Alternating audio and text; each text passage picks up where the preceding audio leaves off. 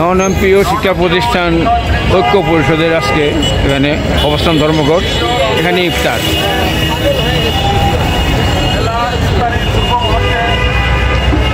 আমরা সকলে ইফতারির জন্য এখানে অবস্থান করেছি। আমি আমার নন এমপিও কমিটির পক্ষ থেকে রমজানের শেষ বিকেলে সালাম জানাচ্ছি। আসসালামু আলাইকুম ওয়া রাহমাতুল্লাহি ওয়া বারাকাতুহু। রমজান মুসলমানদের